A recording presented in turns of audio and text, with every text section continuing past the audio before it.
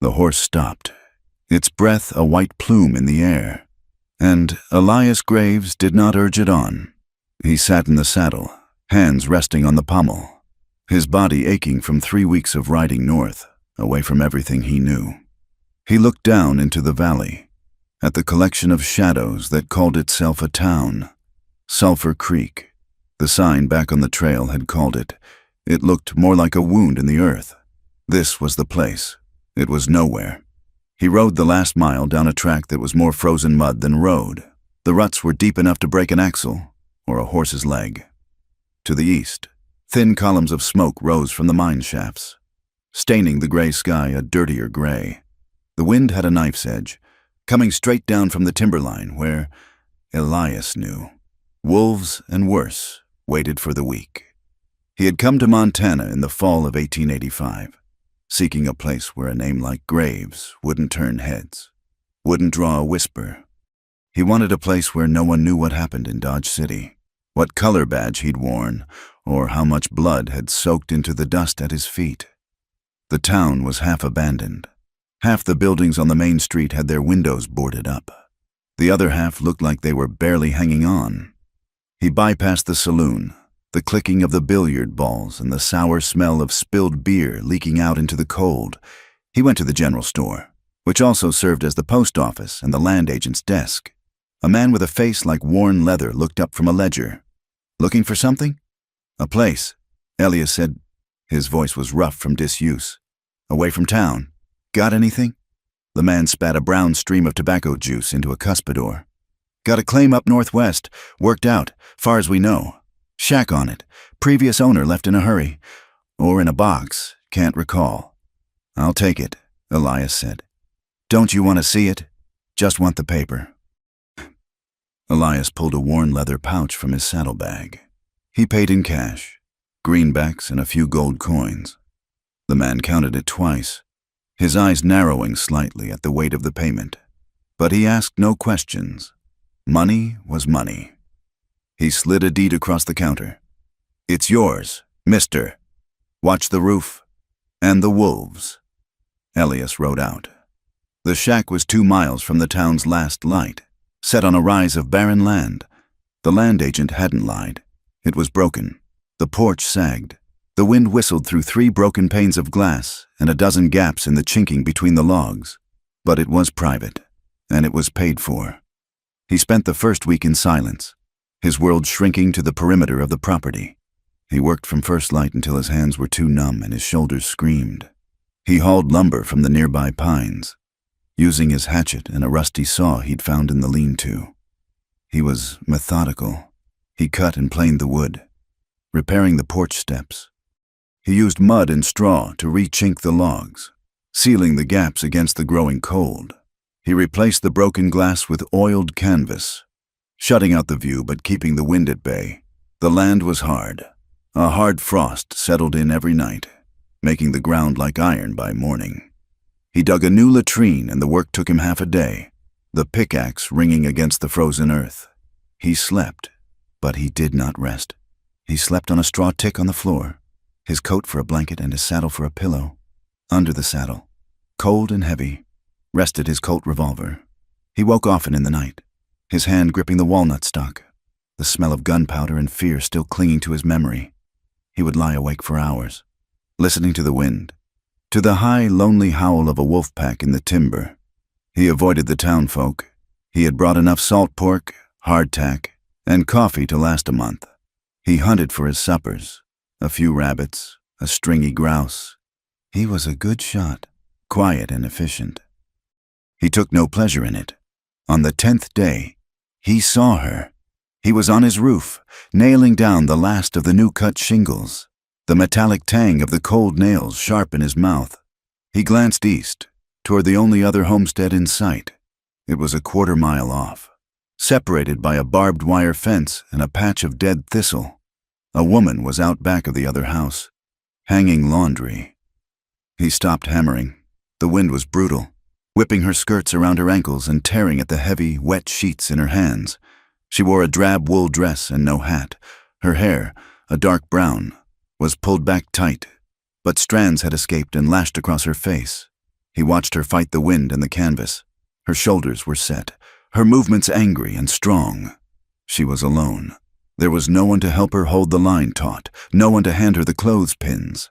She must have felt his eyes. She stopped, one hand holding a white sheet that snapped like a flag, and she turned her head. She looked right at his shack. He was a dark shape against the gray sky, a hammer in his hand. Elias expected a wave, a nod. It was the custom of the frontier, a small acknowledgement of shared hardship. Cora Bell did not wave. She stared at him for a long, hard second.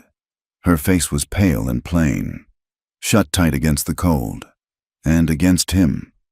Then she turned back to her work, snatching another pin from the bag at her waist and driving it onto the line with fierce, deliberate force. Elias turned back to his hammering. The message was clear. He was to keep his distance. That suited him fine. He ran out of nails 3 days later. He also needed salt and kerosene. He put it off until morning, but the morning brought a new layer of frost, and the need was unavoidable. He saddled his horse, checked his revolver, and rode into Sulphur Creek. He tied the horse to the hitching post outside the general store. This time, the saloon was busier. It was past noon, and miners from the shafts were clumped at the bar, nursing beers, their faces gray with dust. Elias kept his hat low and went for the store counter. He gathered his supplies in silence. Nails, a sack of salt, 2 tins of kerosene. As he waited for the storekeep to tally the cost, he felt the atmosphere in the room shift. The miners at the bar had lowered their voices. "That's him," a voice muttered. "The new one. Bought the old Miller place. Another one. Wonder how long he'll last." Elias kept his back to them, focusing on the counter, on the slow scratch of the man's pencil. Then, the name. "He's moved in next to the Widow Bell," another man said. "This one closer." Elias could smell the cheap whiskey on his breath. "That one. She's trouble. Cold as this weather." "Cold?" A low chuckle. "Not what I heard. Heard she was plenty warm for old man Bell. Too warm. Maybe. He died sudden," the first voice said, loaded with meaning. Man was strong as an ox. Then, one night, clutches his chest and falls flat, dead before the doc got there. "It was the stew," the whiskey drinker whispered, loud enough for the whole room to hear. "Folks say she made his stew a little too strong. Put some seasoning in it." "Poison? You mean poison?" "I mean she ain't cried a single tear over him, just buried him and went right back to her chickens. Now this fella moves in. Wonder if she's looking to cook for him, too." A round of mean, quiet laughter. Elias's shoulders tightened. He felt the familiar, sick heat rise in his gut. The urge to turn, to grab the front of the man's shirt, to see the fear in his eyes. He knew that urge. It was the same one that had cost his brother's life. He crushed it. He laid his coins on the counter, the exact amount. He picked up his sacks, the weight settling him. He did not look at the men. He walked out of the store, the silence of the saloon following him like a physical weight. He mounted his horse and rode out, the whispers clinging to him. The widow. Cora Bell. He thought of her face, turned away from him in the wind.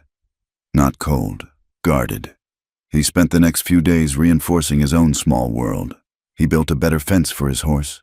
He chopped a month's worth of firewood. The rhythmic thud of the axe the only sound he made. He watched the smoke rise from her chimney, a thin, steady line. He saw her sometimes, chopping her own wood or carrying buckets from her well. She never looked his way again, and he kept his eyes on his work.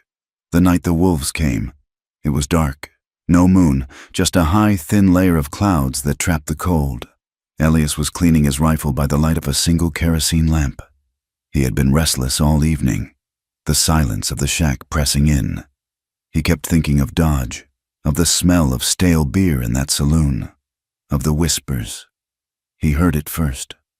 Not a howl, a sound of absolute panic. The frantic, terrified squawking of chickens, cut short by a wet, guttural snarl. He was moving before he thought. The rifle was already in his hands, loaded. He grabbed a handful of extra cartridges, shoved his feet into his boots, and was out the door, pulling his coat on as he ran. He didn't bother with the horse. He vaulted his own fence and ran across the frozen, dark expanse between their properties. The noise was worse now. A terrible ripping, snarling, mixed with the screams of the chickens. He saw the light. She was on her porch, holding a lantern high. The light was weak, casting huge, frantic shadows. He could see her shape, her arm raised. "Get back in the house," Elias roared, his voice tearing the night. He saw the wolf then, a big, gray shadow, its back to him, digging into the splintered wood of the chicken coop. A second one was circling, a dark shape with the yellow eyes that flashed in the lantern light. Elias dropped to one knee, bringing the rifle to his shoulder. He didn't have a clean shot at the first one. The second one, the circling one, saw him. It stopped, lowered its head, and snarled. "Mrs. Bell, get inside," he shouted again. He aimed for the center mass of the circling animal. He squeezed the trigger. The shot was deafening. The crack of the rifle echoed off the hills, a flat, hard sound. The wolf yelped, a high, sharp sound, and collapsed, its legs kicking for a moment before going still. The first wolf, the one at the coop, ripped its head out and spun. It was massive. It had blood on its muzzle and a dead chicken in its jaws. It saw Elias. It dropped the bird and snarled, a low, deep threat. Elias worked the lever on the rifle, chambering another round. He aimed. The wolf didn't wait. It turned and bolted, a gray streak vanishing into the darkness toward the timberline. Silence. Absolute. Ringing silence, broken only by the smell of sulfur and the heavy, panicked breathing of Elias.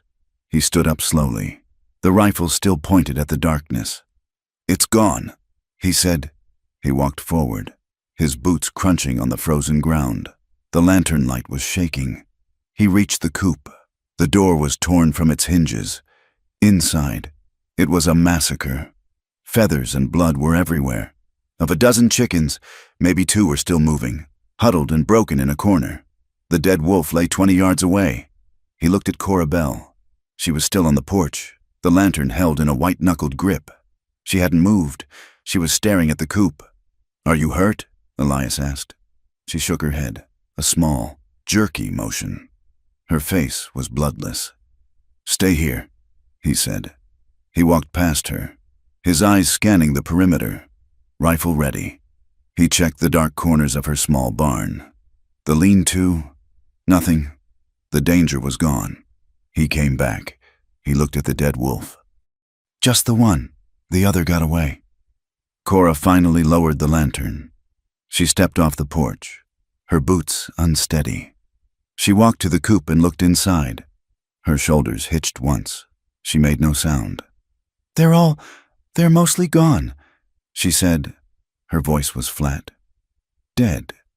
"Yes, ma'am," Elias said.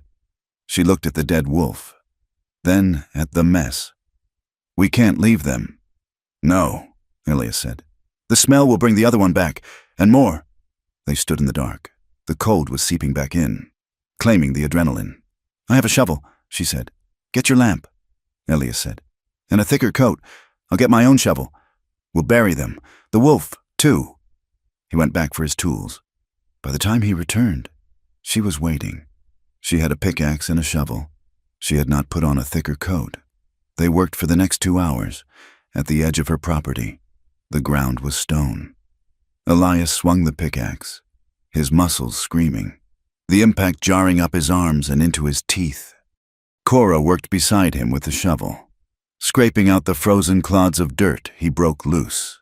They didn't speak.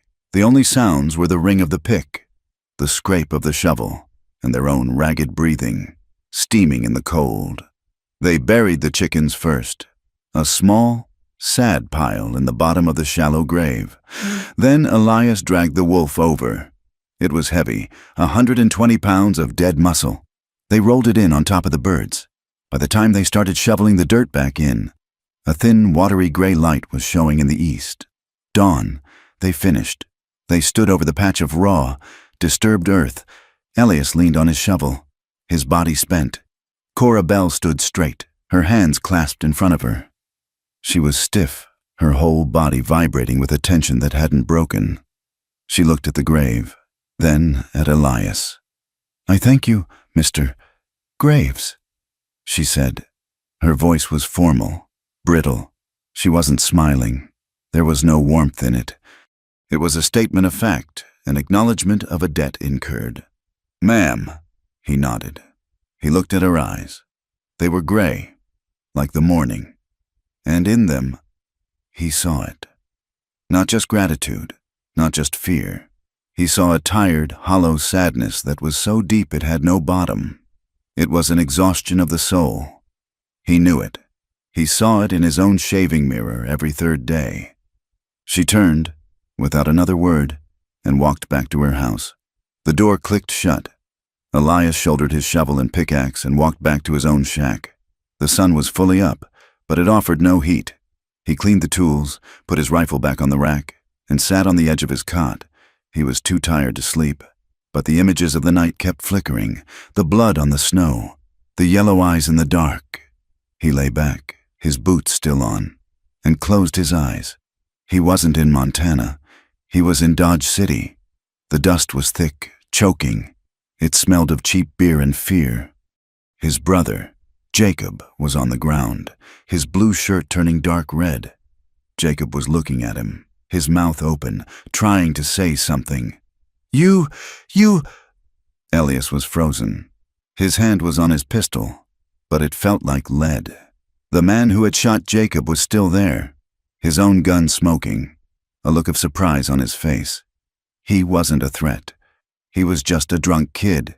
Elias drew. He fired again, and again. He didn't stop until the gun was empty. He woke up with a jolt, his hand grasping the empty air. The shack was cold. His heart was hammering against his ribs.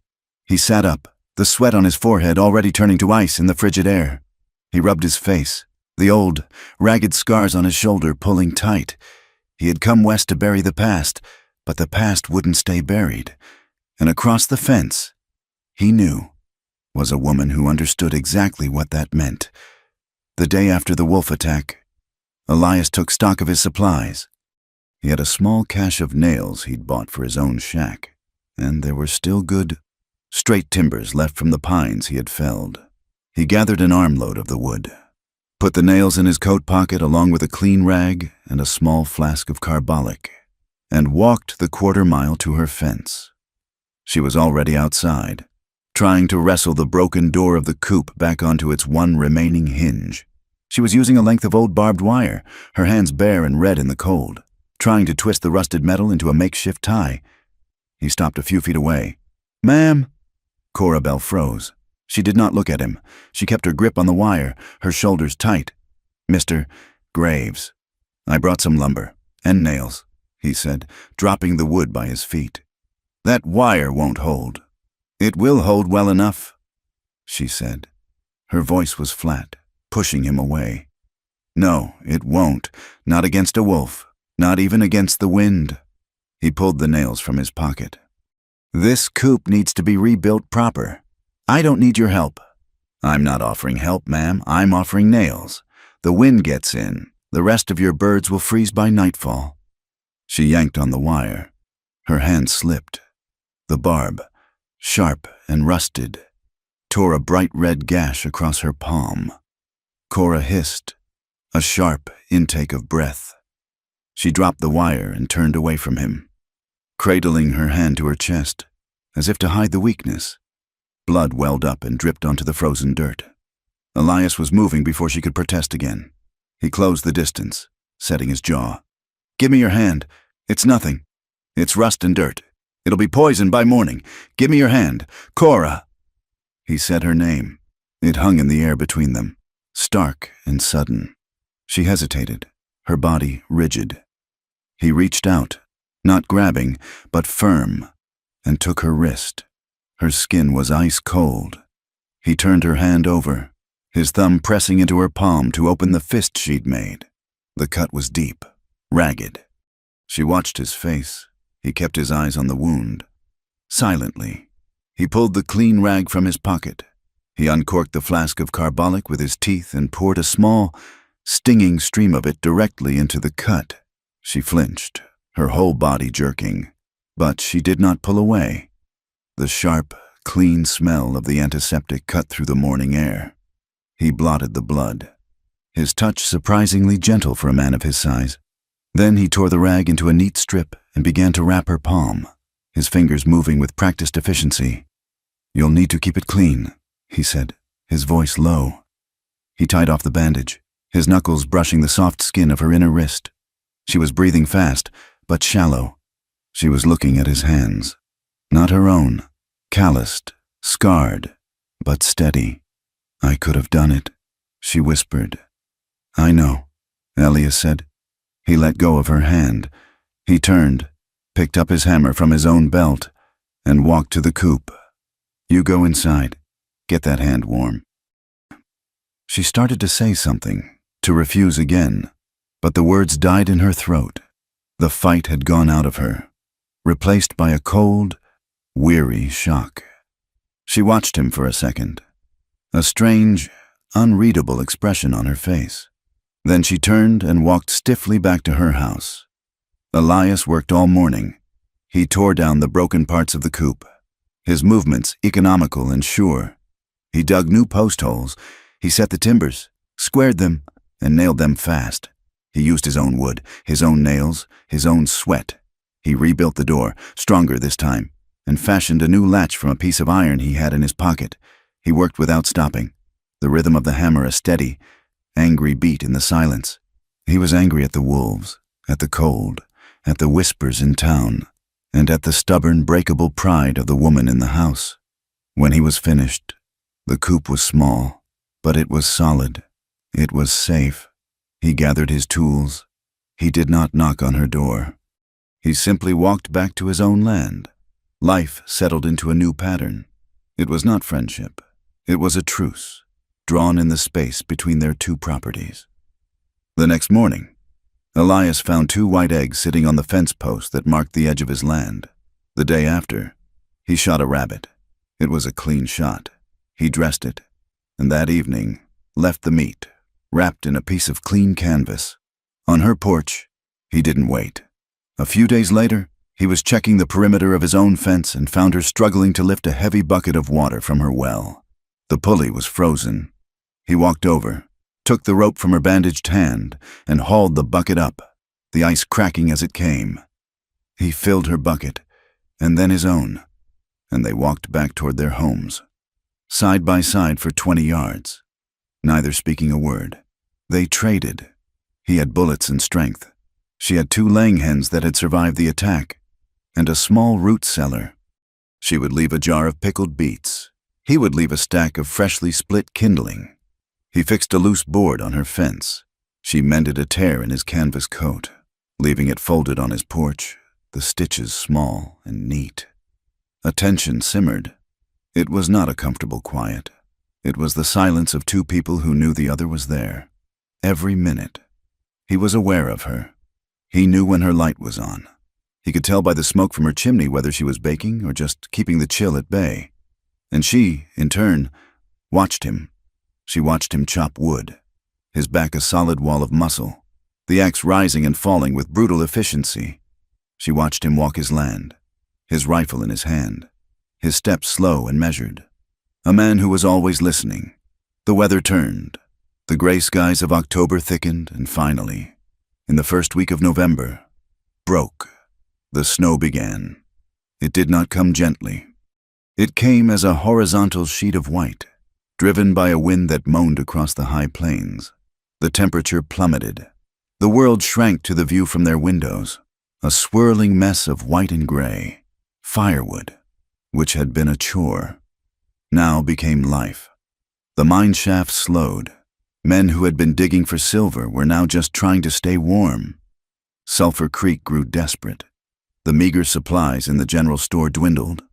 The saloon was full of men who had no work, no money, and a growing, cold-soaked anger. Elias felt the change. He spent more time hunting, going further into the timber, but the animals were scarce, hunkered down. He split his days between reinforcing his own shack and keeping watch on hers. He was coming back one afternoon, a string of 3 skinny rabbits over his shoulder. When he saw the man, he was a miner, identifiable by the heavy coat and the gray, permanent dust in his face. Elias recognized him from the saloon. He was standing by Cora's woodpile, the one stacked neatly against the side of her house. He was looking at her windows. Then back at the wood. He had an empty burlap sack in his hand. Elias stopped, melting back into a grove of bare aspen. He watched. The man, satisfied the house was quiet, walked quickly to the woodpile. He opened the sack and began to load it, grabbing the split logs by the handful. Elias unshouldered his rifle. He did not raise it. He walked out of the trees, his boots making no sound in the fresh snow. He was 10 feet away when he spoke. "That's not yours." The miner jumped, dropping the sack. Wood scattered. He spun around, his hand instinctively going to the knife on his belt. When he saw Elias and the rifle he held cradled in his arm, his hand froze. Just borrowing a few," the man stammered. His face was thin, his eyes desperate. "It's freezing. She's got plenty. She's got what she chopped." Elias said. His voice was quiet, but it was harder than the frozen ground. "Put it back, every piece. Now, listen here." The miner tried, finding a sliver of bravery. "You ain't no law. You're just the new fella. That widow ain't got no man to protect." Elias took 2 steps. He didn't raise the rifle. He moved faster than the man could track. He grabbed the front of the miner's coat, bunching the thick wool in his fist. He slammed him, hard, against the log wall of the house. The miner's head hit the wood with a dull thud. Snow cascaded from the eaves. "I am telling you," Elias breathed, his face inches from the man's. "To put it back." The desperation in the miner's eyes turned to raw fear. He had seen the look in Elias's eyes. It was a look that promised nothing but an ending. All right, the man wheezed, his hands coming up in surrender. No harm done. Put it back." Elias let him go, shoving him toward the scattered wood. The man scrambled, his hands shaking, stuffing the logs back onto the pile, his movements clumsy and terrified. When he was done, he backed away, holding a sack. "Don't come back," Elias said. The man didn't need to be told.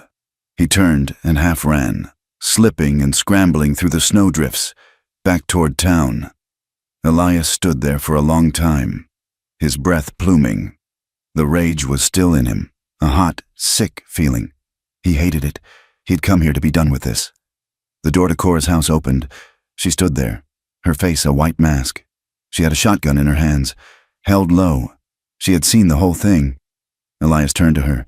He was expecting, he didn't know what, fear, maybe thanks. He got fury. "What do you think you are doing?" she hissed, her voice shaking with a cold rage that matched his own. Elias was stunned. "He was stealing your wood." "And you thought I couldn't handle that? You think I haven't handled worse?" She stepped out onto the porch, her knuckles white on the shotgun. "I've survived 3 winters here.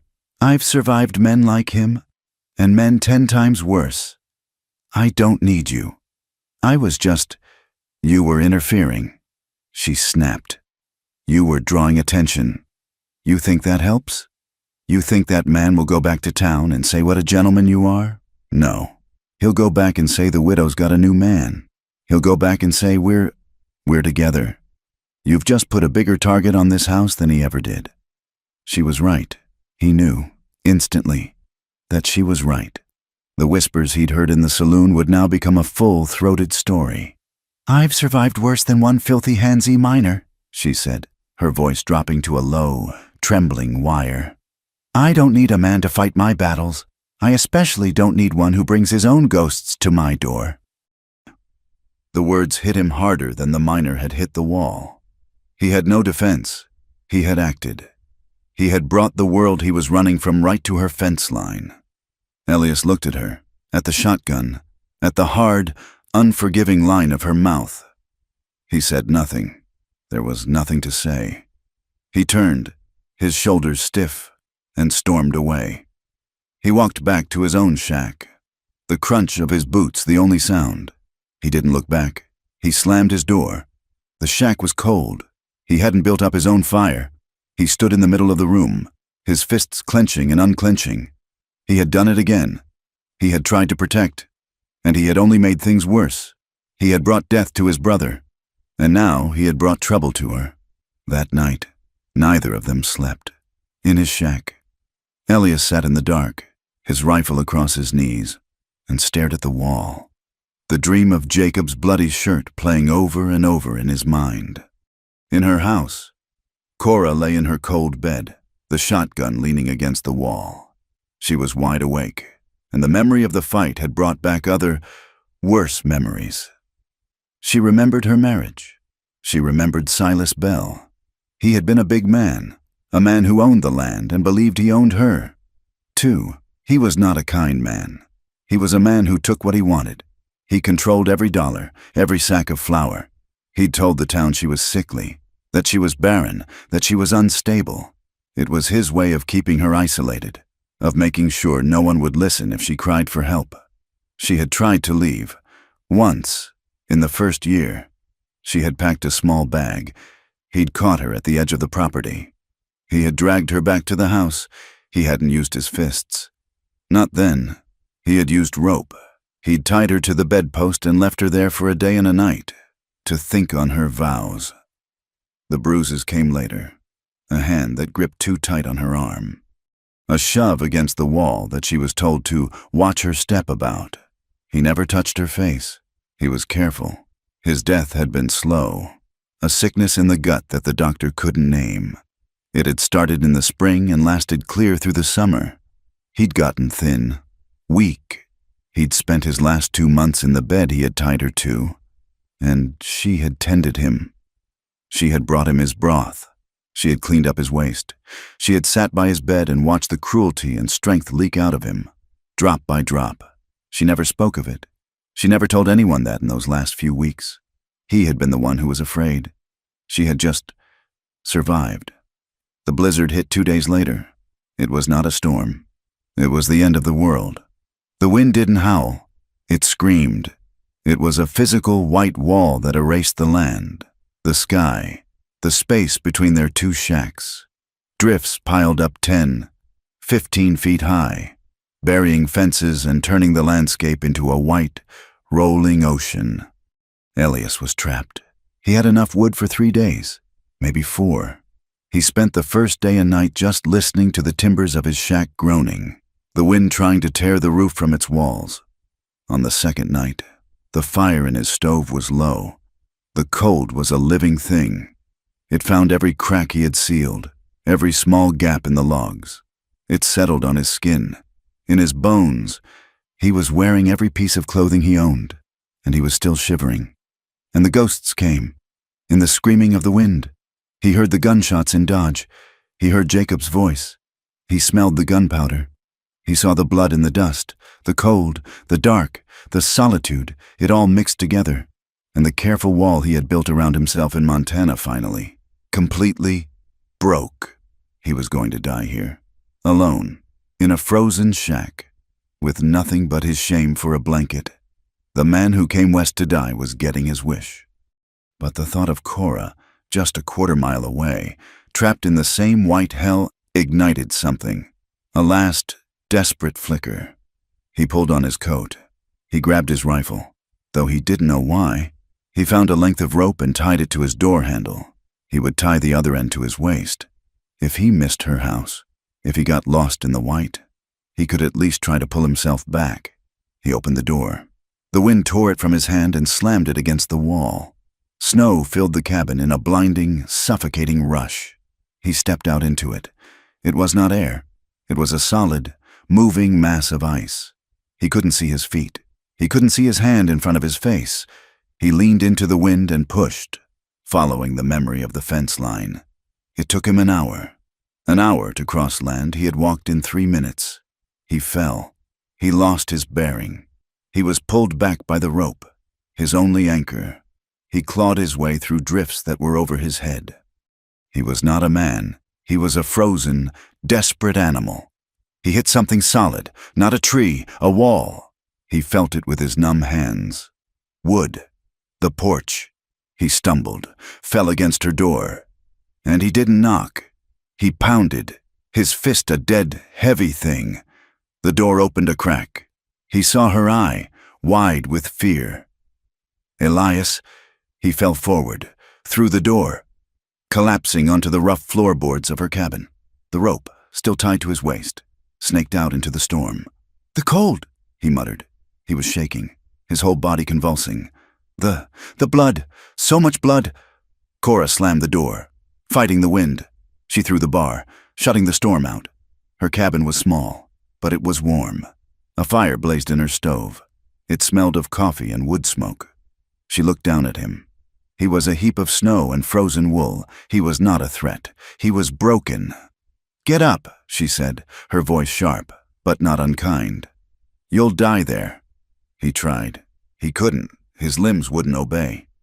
He was muttering, his eyes wild. "Jacob, I walked away. I walked away from it all." Cora grabbed him under the arms. She was strong.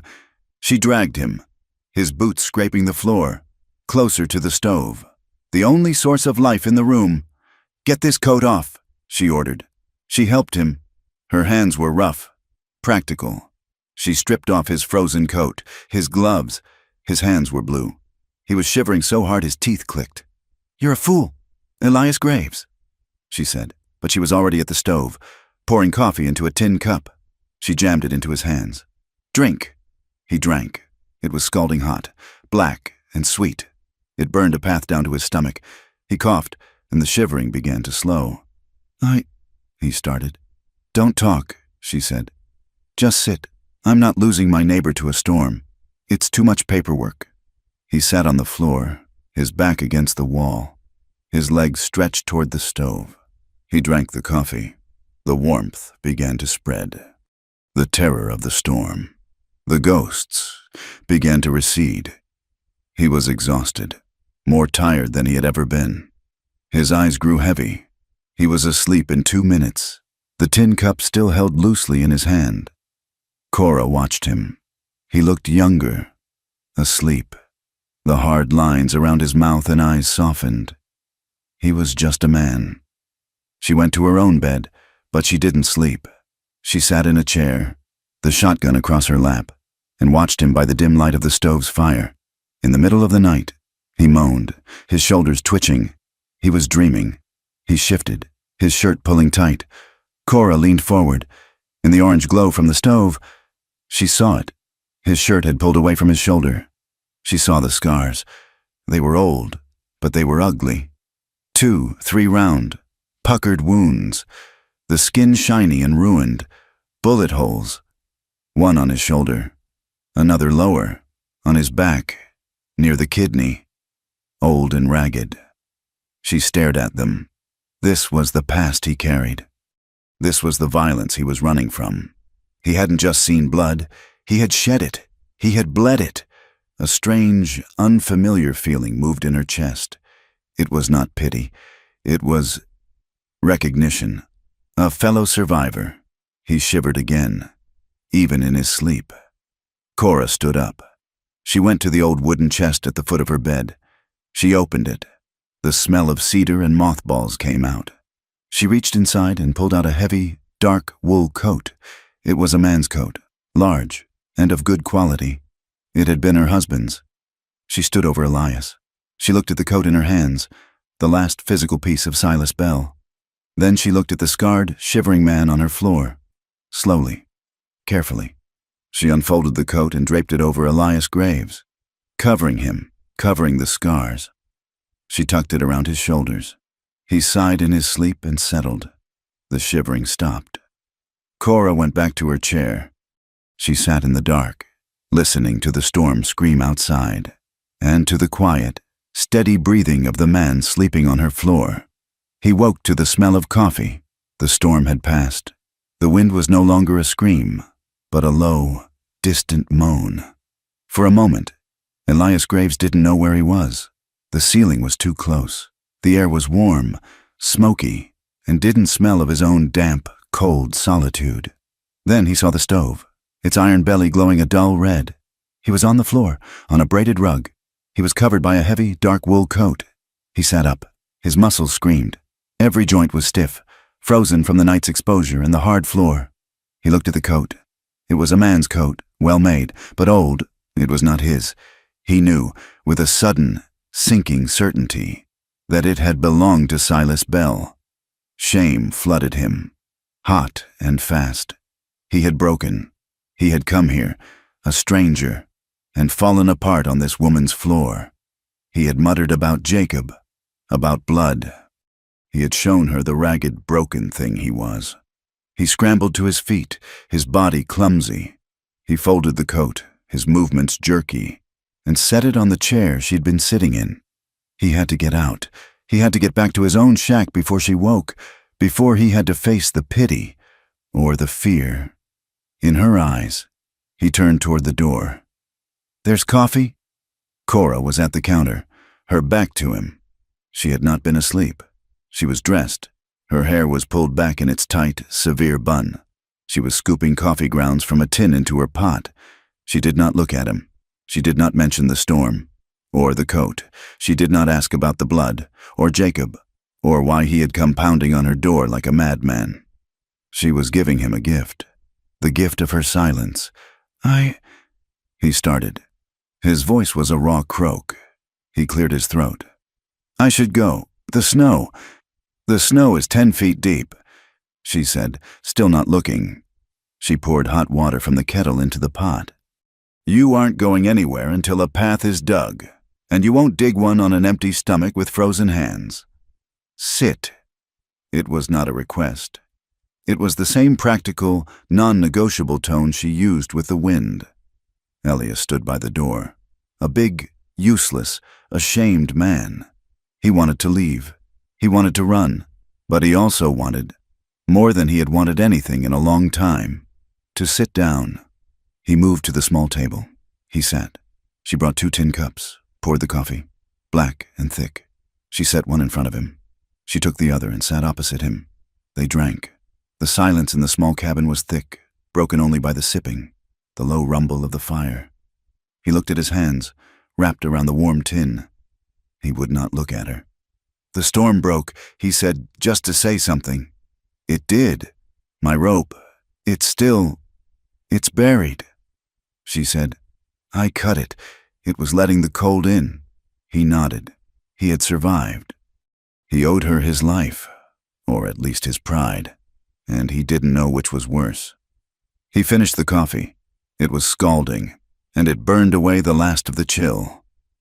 "Thank you, ma'am," he said. Standing, he pushed the chair back. "For the coffee." "You'll need your shovel," she said, finally looking up. Her eyes were gray and held no pity. They just held a quiet understanding. "And so will I. We'll start with a path to the woodpile, then the well." The blizzard had changed them. The pretense of being strangers, of being just 2 neighboring properties, was gone, buried under 10 feet of snow. They were, instead, 2 people on an island of white, and survival was a shared burden. The routine that had been a simple, silent trade of eggs for meat now deepened, became a partnership. It had to. They spent that first day digging. It was brutal, back-breaking work. The snow was heavy, packed hard by the wind. They dug a trench from her door to her woodpile, then a longer one to the well. They worked in tandem. He would break the crust with the pickaxe, and she would follow with the shovel. Their breath plumed. Their faces grew red with the cold and the effort. They did not talk. They just worked. By evening, they had cleared a path to his shack. 2. It looked half buried. A sad mound of logs in the white. "Your chimney's clear," she said, a simple statement of fact. "I'll get a fire going," he replied, but that night she knocked on his door. He opened it, surprised. She held a steaming bowl. "Stew," she said. "I have too much, and you have nothing but salt pork." He took it. He had not eaten a hot meal like that since leaving Dodge.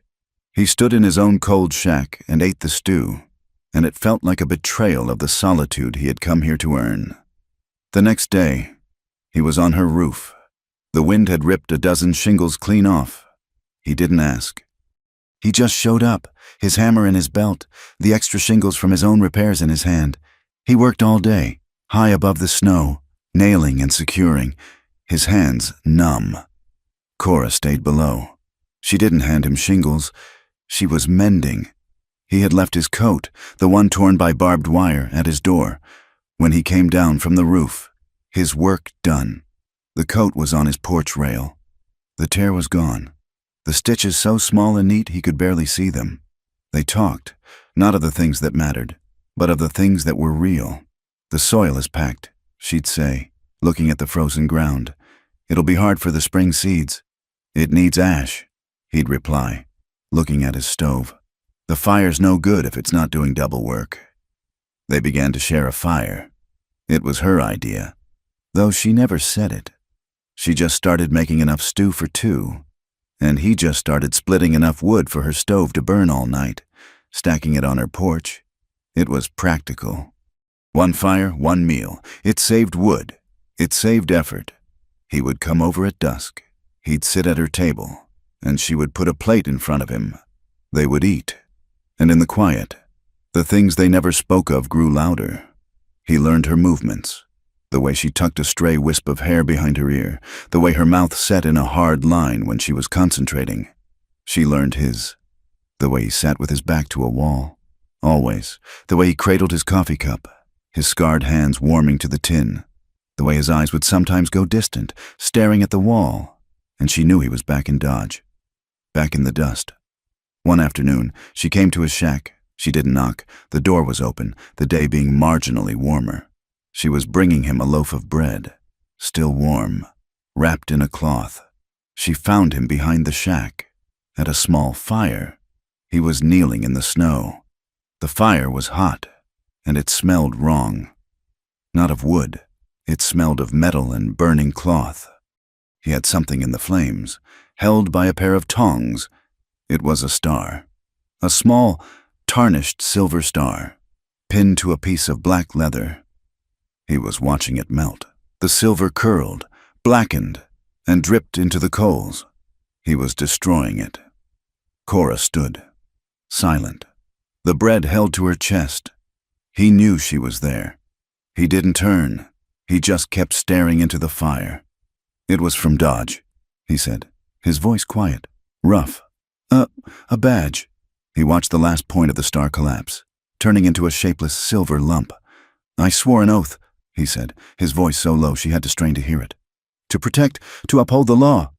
He poked the fire with a stick, burying the melted silver under the ash. All it brought was death. It got my brother killed, and it made me a killer. It's just a piece of tin. But it's heavy. He stood up and kicked snow onto the small fire, extinguishing it with a hiss. He turned to her. His face was bare, stripped of all pretense. It was the face of a man who had just buried his last friend. Cora said nothing. She walked forward and held out the bread.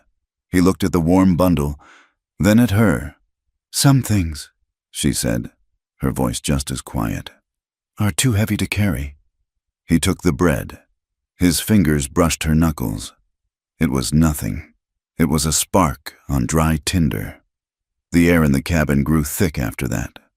The confession had unlatched something. The practical, safe distance between them was gone. Now, there was just tension. It happened in the small, accidental ways. He was in her kitchen, which was now their shared space.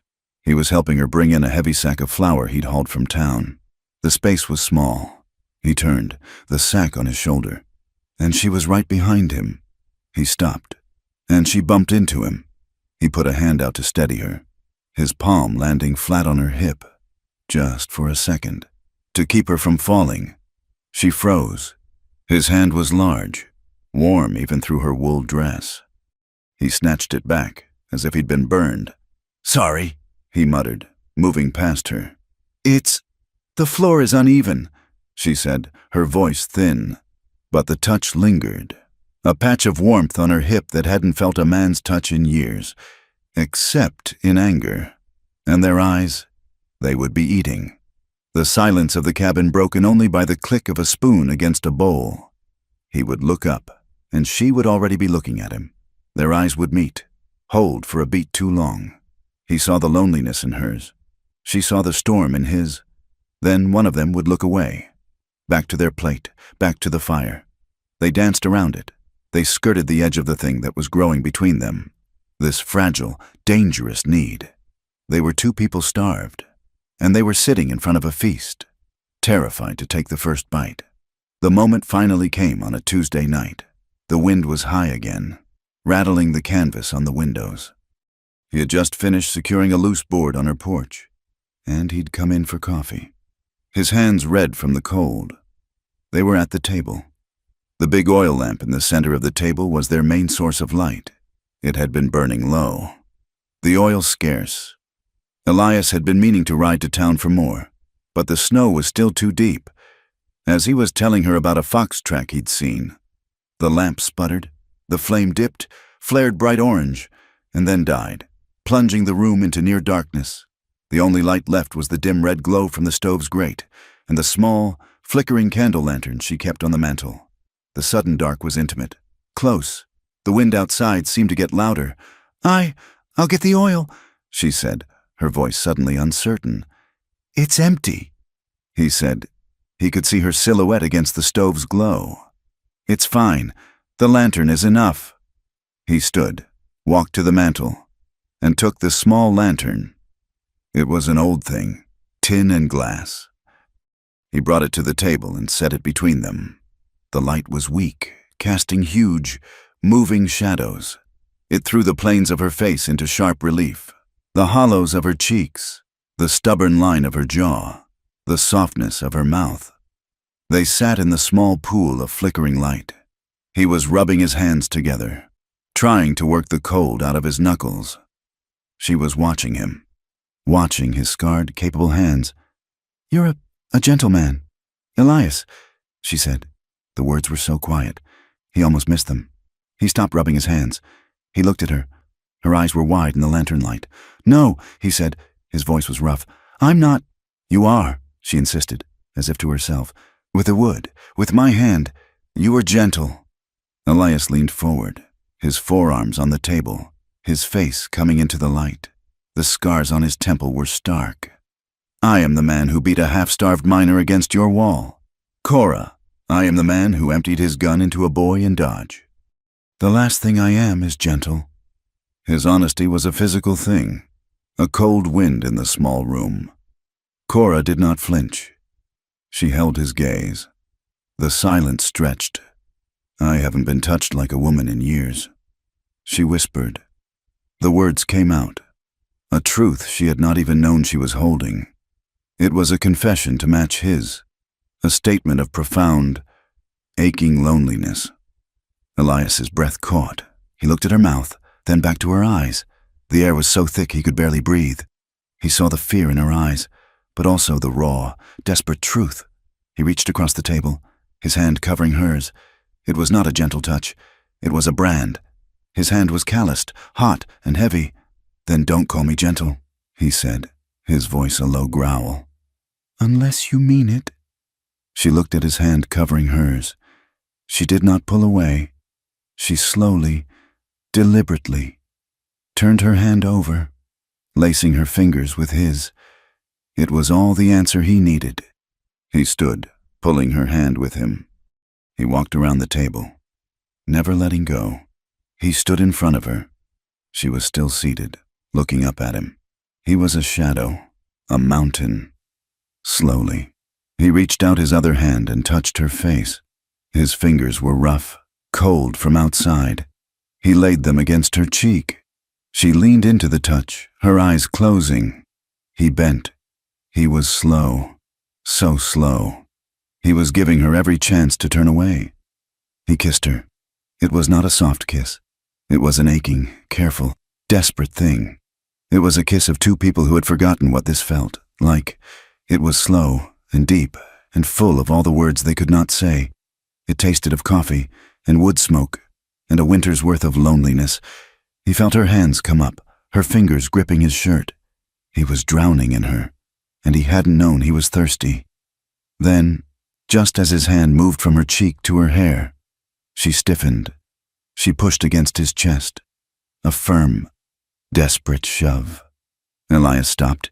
Instantly, he stepped back, letting her go. Cora's eyes were wide, panicked. She was breathing hard, her hands up as if to ward him off. "Cora," he asked.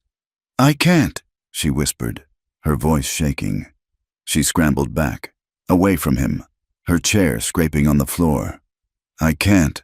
I'm sorry," he said, his own voice hoarse. I misread." "No," she said, shaking her head, her back now against the counter. "No, you didn't. That's the trouble. I can't be someone's property again. I can't." The word hung in the air. Property. Elias looked at her, truly saw her. She wasn't rejecting him. She was rejecting it, the idea of being owned, of being touched, of being trapped.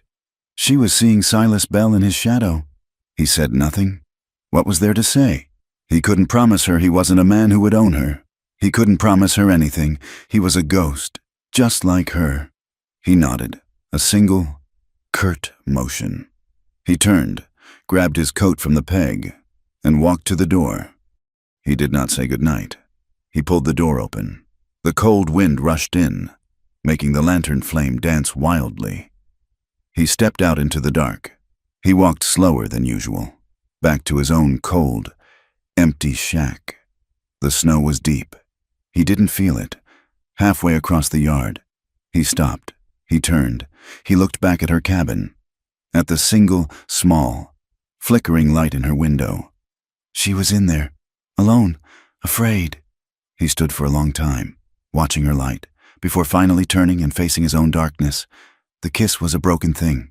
A question asked, and then, in panic, taken back. For 3 days, they did not speak. The silence was louder than the storm had been. Elias was back in his own shack. He kept his fire going, the chimney smoking. He did not go to her cabin for the shared meal. He chopped wood, the sound of his axe a sharp, angry punctuation in the cold air. He was splitting logs at a furious pace, as if trying to exhaust the tension from his own shoulders. He was ashamed, not for the kiss, but for the fear he had seen in her. He had pushed. He had been the man she expected, the man who takes. Cora, too, retreated. On the second morning, Elias found a cloth-wrapped loaf of bread on his porch rail, not from the oven, but the bread he had helped knead. It was cold, a payment, a dismissal. The next day, he shot a grouse. He cleaned it, wrapped it, and left it on her porch. An answer, a transaction. They were back to being neighbors, but the truce was broken. The shared space, the easy silence, had been charged and then shattered. Now, the quiet was heavy, loaded with the words she had spoken, property. The thaw came on the 4th day, not as a gentle melt, but as a messy, gray surrender. The snow receded, leaving sucking mud and bare, frozen patches of earth. The road to Sulphur Creek, treacherous and rutted, was once again passable. Elias was running low on kerosene and coffee. He put it off for 2 more days, but the need became unavoidable. He saddled his horse, his rifle in its scabbard. He rode the miles to town, his hat pulled low. Sulphur Creek had survived the blizzard, but it was meaner. The air smelled of wet pine, coal smoke, and desperation. The miners were not working, the ground still too hard, the shafts too dangerous. They were clustered, bored, and angry, in the only 2 places that offered heat, the saloon and the general store. Elias tied his horse and stepped onto the boardwalk. He pushed into the store. The room went quiet, not the respectful quiet of a stranger entering, but the sharp, sudden silence of a snake spotted in the grass. The storekeep paused, his hand on a crate. A group of 4 miners, gathered around the pot-bellied stove, stopped their game of checkers. Elias recognized one of them. It was the man who had tried to steal Cora's wood, the one Elias had slammed against the wall. The man's eyes narrowed, a flash of humiliation and hatred. He had told his story. Elias ignored them. He walked to the counter, his boots heavy on the planked floor. "Kerosene," he said to the storekeep, "and coffee. We're low on kerosene." The storekeep said, not moving, "Just fill the tin." Elias said, "Behind him." The whispers started, low, guttural, meant to be heard. "That's him. The widow's new man. Big fella. Think he's enjoying the view?" I'd wager he's enjoying more'n the view. She works fast." Elias kept his back to them, his shoulders set. He had heard this all before. This was the same sewer air that had filled the saloons in Dodge. "Heard she's a good cook," one of them said, louder. "If you like a strong stew." A few of them laughed. A short, ugly sound. Elias set his coins on the counter. The storekeep finally moved, taking the tin to fill it from the barrel in the back. Elias waited. One of the miners, a large man with a tobacco-stained beard and a sour smell, got up from the stove. He was not the one Elias had handled, but a friend, bolder and drunker. He walked over, unsteady on his feet, and stood next to Elias at the counter. Elias did not look at him. He stared straight ahead, at the shelves of tinned beans. "You like living off that widow, mister?" The miner growled, his breath hot with whiskey. "Like living with a woman who poisoned her own husband?" Elias remained still. "I'm talking to you," the man said, nudging Elias's arm. Elias turned his head, slowly. He looked at the man. His eyes were flat, gray, and cold as the ice still clutching the river. He said nothing. The miner had expected a reaction, a protest, a shove.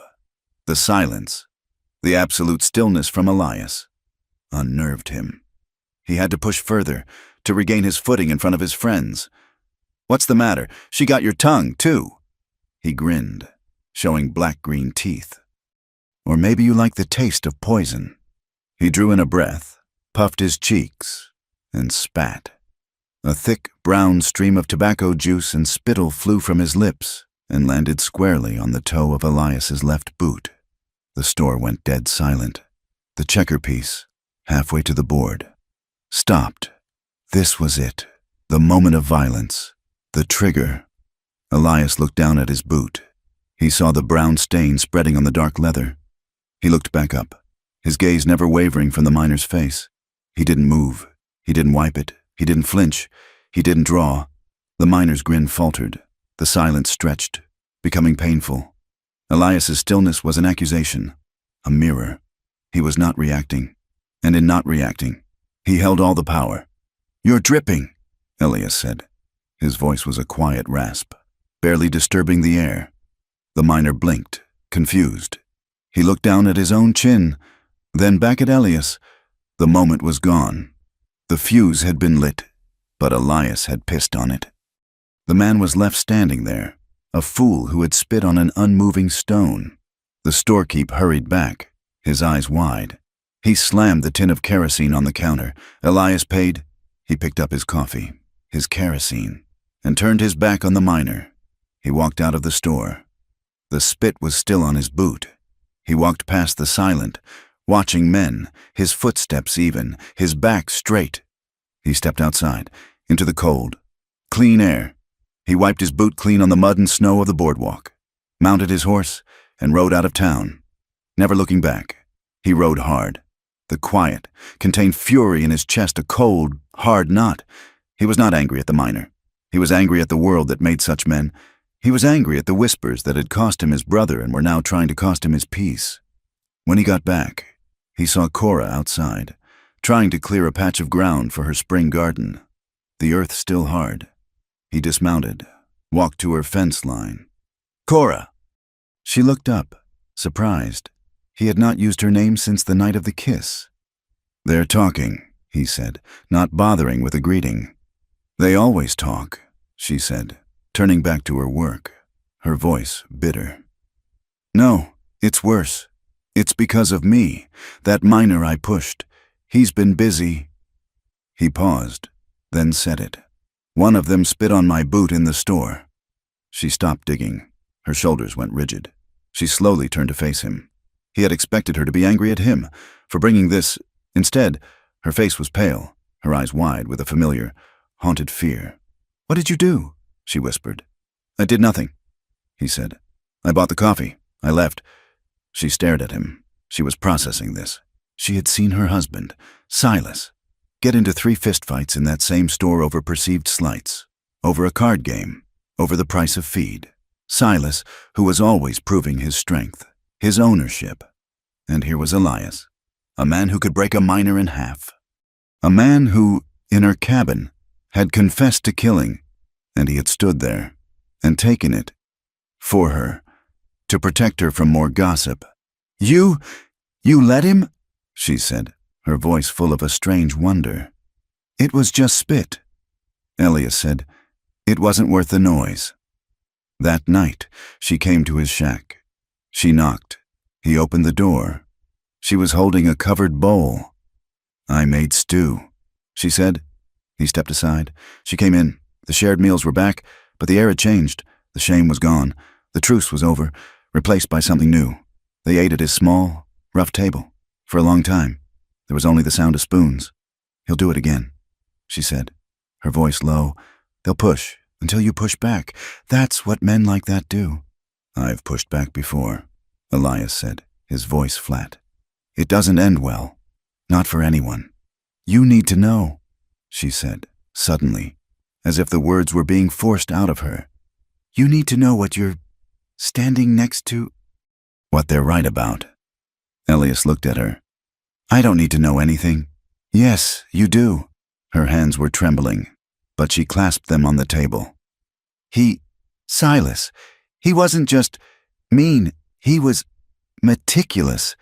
Elias just listened. His face was granite. He controlled everything, every dollar. I never had a single coin, not one. He bought the flour, the salt, the thread.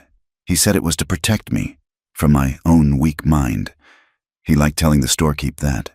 He told everyone I was sickly, that I was barren. She said, the word a bitter stone in her mouth. He liked that I was isolated. He liked that no one would believe me, that I had no one. He owned this land. He owned this house. And he owned me. Elias's hand resting on the table, slowly, unconsciously, clenched into a fist, his knuckles white. I tried to leave him, she whispered. The first year, before I gave up, I packed a small bag, just a dress. I had no money. I was going to walk to Bozeman. I didn't care. I got to the creek, just at the edge of the property. Her voice was raw, the memory fresh. He found me. He didn't even yell. He just smiled. He grabbed my arm and dragged me back to the house, to the bedroom. She stopped. She was staring at the wall, but she was seeing that room. He tied me to the bedpost, she said, her voice dead. With a rope. He left me there, Elias, for a full day and a night. He brought his plate in and ate his dinner, right there, watching me. He said he was teaching me about vows. When he finally untied me, she couldn't finish. She just shook her head, the motion small, violent. I never tried again. I learned to be quiet. The confession hung in the small, hot room. This was the truth behind her fear. This was the ghost of Silas Bell. Elias was silent for a full minute. The rage coming off him was not hot. It was cold. It was a still, deep, terrifying cold. It was the absolute zero of his soul. When he finally spoke, his voice was a low, guttural rasp, a sound from the bottom of a well. You buried him. Cora looked up, her eyes wide, tears she hadn't shed brimming. What? You buried him, Elias repeated, his eyes locked on hers. In the ground. That's justice enough. Cora's breath hitched. She was waiting for the next question. Did you do it? Did you poison him? But the question never came. He was looking at her, and his face held no judgment. It held understanding. He didn't care how Silas died. He only cared that he was dead. Her silence was its own answer. She didn't deny it. She didn't have to. He had seen her truth, and he had not turned away. The next few days were a new world. The thaw was in full swing. The air was softer. The confession had not broken them. It had forged them. He was in her kitchen. It was their kitchen now. He had come in from mending the fence, and the cabin was warm, smelling of yeast. She was baking bread, her arms deep in a large wooden bowl, her face smudged with flour. You're fighting it, he said, his voice quiet. She looked over, a small, tired smile. It's stubborn. No, you're trying to punish it. He came up beside her, washing his hands in the basin. You have to convince it. He dried his hands, dusted them with flour from the sack. May I? She nodded, stepping aside. He put his hands in the bowl. His movements were different from hers, not angry, but slow, strong and rhythmic, pushing, folding, turning the dough over on itself. You know how to bake bread? She asked, a hint of a smile in her voice. Long winters in bunkhouses, he said, not looking up. You learn, or you eat hardtack that'll break a tooth. She stood beside him, her shoulder almost brushing his. She put her hands back in the bowl, next to his. They worked together, their hands, his large and scarred, hers smaller and strong, moving in the flour. His hand covered hers, guiding her. Like this, push and fold. His touch was not a claim. It was not a demand. It was reverence. His thumb stroked the back of her hand, flour and all. Cora stopped breathing. She stopped kneading. He stilled. His hand lingered on hers. He looked at her, his eyes clear. You deserve 1,000 better mornings, he whispered. It was not a promise. It was a fact. It was absolution. It was everything she had never been told.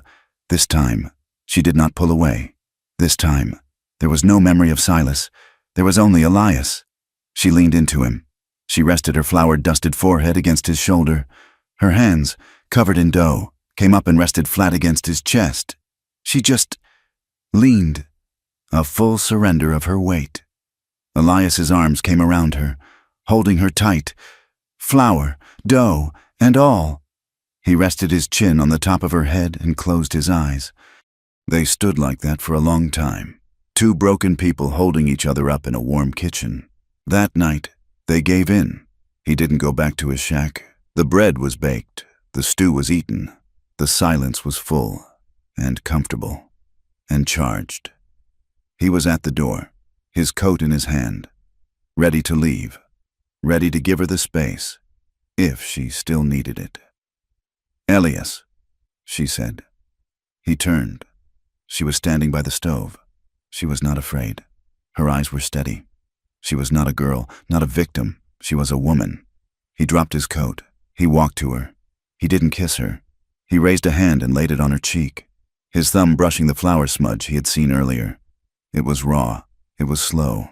It was the first time for both of them, in different ways. For him, it was the first time he had touched a person in years with anything but violence. For her, it was the first time she had been touched with anything but ownership. It was not a taking. It was a sharing. It was quiet and desperate and healing in the dim light of her cabin, with the wind whispering outside. The next morning, they did not talk about it.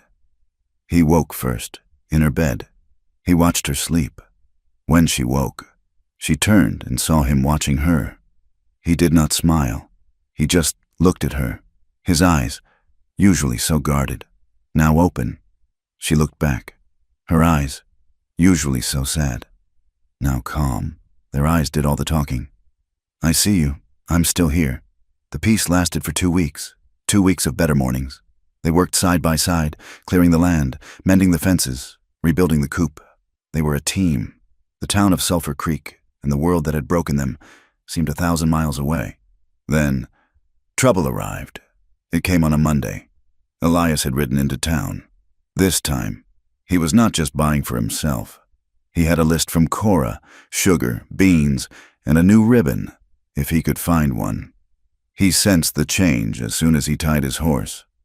There was a new horse outside the saloon, a fine-looking bay with a good saddle. And there was a new man. Elias walked into the general store. The same miners were there. But this time, they weren't whispering. They were watching, waiting. The saloon door opened, and the new man walked in. He was tall, dressed in a black suit, a city suit. He had a thin, mean mouth and eyes that darted around, assessing. He looked at Elias. He looked at the miners. "Which one of you is sleeping with the murderess?" he announced, his voice high and reedy. Elias turned. Slowly. The man smiled. A thin, greasy expression. "Ah, it must be you, the big one." He walked up to Elias, his heels clicking. "My name is Arthur Bell. Silas Bell was my cousin." He turned, projecting his voice to the miners. "I've been in Bozeman, talking to the magistrate. Been hearing all the stories from this town about how my cousin died, about how he was poisoned." "That's just talk," the storekeep said, his voice nervous. "Is it?" Arthur Bell snapped. "She's a black widow, that's what she is, and she's squatting on my land." "That land belongs to Cora," Elias said, his voice low. "It belongs to the Bell family," Arthur shouted, his face turning red. "And I'm the only family left. I'm here to take it. I'm filing a formal claim on the property. And I'm filing a formal accusation of murder against Cora Bell. I'm here to see her hanged." He turned back to Elias, his eyes gleaming. "And you're just the hired stud. You can stay and watch, or you can get out of my way." Elias looked at him. This was not a fighter. This was a scavenger, a coyote, come to steal the kill. "You'll stay away from her," Elias said. Arthur laughed. "Or what? You'll shoot me? I'm not a fool. I'm doing this with the law. The judge will be here in 2 weeks, and we're going to have a hearing. She's got no right, and you, mister, have no say." Arthur Bell smiled, adjusted his suit, and walked out of the store, heading toward the small building that served as the town's land office. Elias stood there. The new peace was over. The whispers had finally become a shout, and this time, it wasn't a wolf or a miner. It was a man with a piece of paper, and he was coming for Cora. Elias rode back to the shack, the bag of coffee and beans a heavy, meaningless weight on his saddle. The kerosene tin felt like it was full of lead. He walked into Cora's cabin.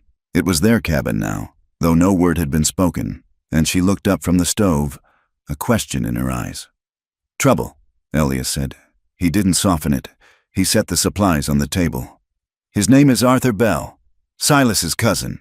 He's in town." Cora's hand, which had been stirring a pot, went still. The blood drained from her face, leaving it the color of winter ash. "He's come for the land," she whispered. It wasn't a question.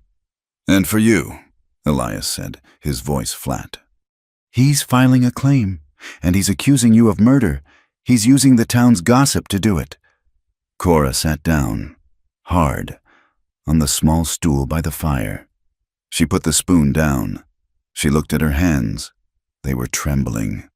"So," she said, her voice a dead thing, "it's finally come. We'll fight it," Elias said, the words coming out hard, like stones. "We'll tell the judge the truth. We'll—" "Fight?" She looked up at him, and her eyes were hollow. The same hollow he'd seen the first day he saw her hanging laundry. "You don't fight men like that, Elias. You don't fight town gossip. It's not a wolf you can shoot. It's like weather. You find a way to stand until it passes, or you get buried. I am not letting him bury you." Elias knelt in front of her, a movement that was foreign to his body. He was too big for this. This is not Silas. This is not a man you are tied to. This is a scavenger. We can beat him." "How?" she asked, her voice cracking. "By telling them what you know, that I was a bad wife, that I hated him, that I was glad when he died. They'll hang me, Elias. They want to hang me. They will not," he said. He didn't know how he would stop it. He just knew he would. Arthur Bell was thorough in his cruelty. He didn't just wait for the judge. He spent the next 2 weeks in Sulphur Creek, living at the small, dirty hotel. He spent his money in the saloon, buying rounds of whiskey for the miners, his reedy voice growing louder with each day. He was a storyteller. He told them about his dear cousin Silas, a simple, trusting man who had taken in a cold, barren woman who repaid his kindness with poison. He fed them their own ugly whispers, and they consumed it like cheap liquor. The poison spreading, settling in. The summons came, not as a letter, but as a formal notice, delivered by the town's part-time constable. He was a young man who looked afraid, as if the paper itself might contaminate him. He rode up, dropped the folded summons on Cora's porch, and rode away without a word. The hearing was set for a Wednesday, the 10th of March. The circuit judge, a man named Harlan, was coming through. The hearing would be held in the land agent's office, the only official building in town, save for the saloon. Elias wanted to plan. He wanted a strategy. He paced the small cabin, his fists clenching and unclenching. "You'll tell him about the rope, about the bruises.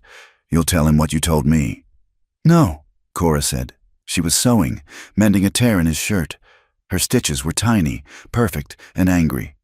I will not lay my shame out for those men to look at.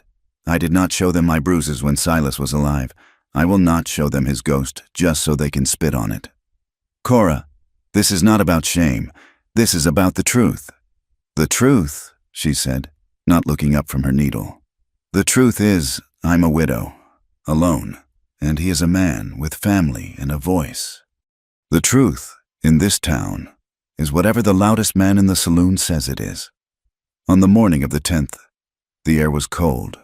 The mud had frozen overnight, making the ground hard and unforgiving. Cora put on her best dress. It was a drab gray wool, the same one she wore every Sunday to tend her husband's grave, a chore she performed with a grim, dutiful anger. She brushed her hair until it was slicked back, pulled into a knot so tight it seemed to pull the skin taut around her eyes. She looked severe, pale, and unbreakable. Elias saddled his horse and her mare. They rode to town in silence. When they reached the edge of Main Street, they dismounted. They tied the horses to the last hitching post, near the abandoned blacksmith shop. It was too far. The walk to the land office was 3 long blocks. It was intentional. They would have to walk. They stepped onto the boardwalk. The town was waiting. It was silent. No one was working. The miners were not at the shafts. The women were not at the general store. They were just there, standing in doorways, leaning on porch posts, watching. They were crows, a whole town of them, black and silent, perched and waiting for the carrion. Cora's steps faltered. Elias felt her hesitate. He did not take her arm. He did not offer a hand. He just moved to her left, walking between her and the town. He was a wall. "1 foot," he said, his voice low, for her alone. "Just the next foot, that's all." She looked at him. His face was granite. He was not with her. In her fear, he was somewhere else, a place of hard, cold duty. She nodded. She put 1 foot in front of the other. They walked. The sound of their boots on the wood was deafening. He heard a window slide open. He saw Mrs.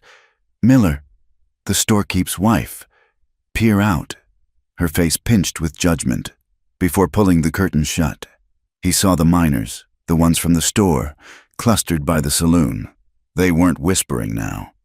They just stared, their arms crossed, their faces blank and hateful.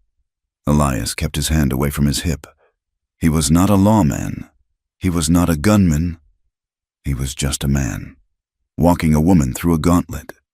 He felt the familiar, sick heat in his gut, the one he'd felt in Dodge. But this time, it was not rage. It was a cold, pure focus. "Get her inside." Cora kept her head high. She stared straight ahead, at the door of the land office. She did not look left. She did not look right. She was walking to her own execution, and she would not give them the satisfaction of seeing her run. They reached the door. Elias opened it. He let her pass. He followed her in, and the door shut, closing out the silent, watching town. The room was too small, too hot. It smelled of stale tobacco, coal smoke, and unwashed bodies. It was packed. Arthur Bell was at a small table, a thin, city-bought lawyer at his side. The miners Elias had seen, the ones who had whispered, were there, lining the back wall. They were the witnesses. Judge Harlan was a man of 60, with a face like a tired bloodhound and eyes that had seen too much. He sat at the agent's desk. "Mrs. Bell, Mr. Graves, you're late." We're on time, Elias said. Sit, the judge ordered, pointing to 2 chairs. Isolated in the middle of the room, the hearing began. Arthur Bell's lawyer was slick. He painted a picture of a frail, loving Silas, a community-minded man who had been taken advantage of by a cold and unhappy wife. He called the miners, one by one. They took the stand. Did you ever see her smile at him? No, sir, not once. What about at the funeral? Stood there, dry as a bone, didn't shed a tear. Not one. And what was the talk around town before he died? Well, the miner, the one who had spit on Elias's boot, said, savoring it. He told me, Mr. Bell did. He said he was feeling poorly. Said he thought she was putting something in his stew. Or hearsay, Elias said, his voice quiet. It's testimony. The lawyer snapped, and I'll thank you to be quiet until you're called. Finally. Arthur himself. He spoke of family legacy, of the land, of his cousin's dying wish that the Bell name be protected. He looked at Cora. She's a murderess, and she has no right to that land. The judge looked at Cora. Ma'am, do you have anyone to speak for you? Cora was frozen. She was staring at her hands. Elias stood up. I will. He walked to the desk, put his hand on the Bible. The constable, the same boy who delivered the summons, held it out, shaking. State your name. Elias Graves. The lawyer stood. Mr. Graves, you are a new arrival. Yes. And you currently reside where exactly? On the property bordering Mrs. Bell's. In fact, the lawyer said, pacing, you've been seen on her property, have you not? Fixing her roof, sharing her meals. Some might say, sharing her bed? The room snickered. Cora flinched, as if struck. Elias's eyes never left the lawyer. I'm her neighbor. I helped her after her livestock was attacked. How noble. The lawyer sneered. Tell me, Mr. Graves, what is your interest in this? Are you in love with the widow? I'm here as a witness to her character. Her character? The lawyer laughed. And what do you know of character? What were you, before you came here, a farmer, a gambler? He turned to the judge. Your Honor, this is a drifter. His testimony is worthless. Mr. Graves. The judge interrupted, his voice heavy. What did bring you to Sulphur Creek? You have an honest face, but an air of trouble. Are you running from something? This was it, the moment. Elias looked at Cora. She was watching him, her face pale, her eyes begging him. Don't! He looked at the judge. He looked at Arthur Bell. He looked at the townsfolk, their faces hungry. Yes, Elias said. The room went silent. I was running. From what? The judge asked. From myself, Elias said. He took a breath. I came from Dodge City. I was a deputy marshal. A gasp went through the room. The miners looked at each other. A lawman. A lawman, the lawyer said, his voice suddenly uncertain. I left, Elias continued, his voice hard and clear, ringing in the small, hot room. Because I was no longer fit to wear the badge. I was in a gunfight. My brother was killed. He paused, the memory thick in his throat. After, a boy, a kid, no older than 20. He was part of it. But he was drunk, scared. He had his gun out, but it was pointed at the floor. He was no threat. He looked at the judge, at the men. He was no threat, and I emptied my pistol into him. 6 shots. I did not stop pulling the trigger. It was a mistake. It was murder. And I knew it. He let the words hang. So I left. I burned my badge.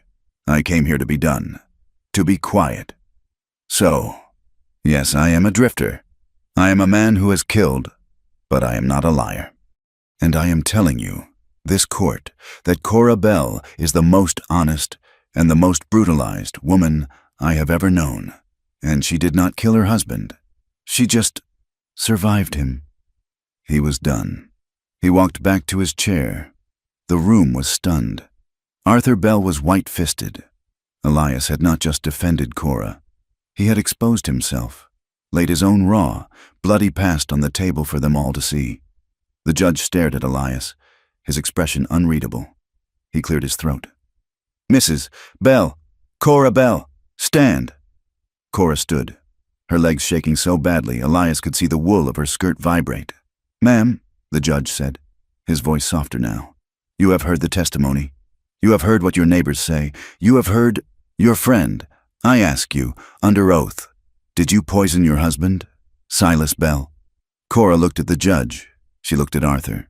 She looked at the faces of the miners, who had condemned her for 2 years, and she broke. The dam of her silence, the wall she had built, it just crumbled. A sob tore out of her throat, a raw, animal sound of pure, bottomless grief. "Poison?" she cried, her voice cracking, echoing.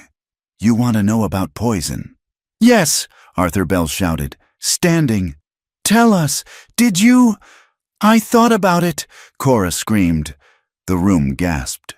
Elias's heart stopped. "Yes," she wept, the tears streaming down her face, washing away the pale, severe mask. "I thought about it. I thought about it every day. I thought about it when he found me trying to leave, and he dragged me back, and he tied me to the bedpost. He left me there for a full night and a day, and he sat in a chair and ate his dinner and watched me." The room was silent, horrified. This was not the story they had been told. "I thought about it," she continued, her voice a raw whisper. "When he broke my wrist and told Dr. Miller I fell down the porch steps. I thought about it every time he shoved me, or gripped my arm until it was black, or when he'd come to my bed. After, I prayed for him to die, every night. I prayed to God to strike him with lightning. I prayed he would fall down a mine shaft.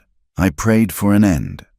She was looking at the judge, at everyone, her shame and her pain exposed for them all.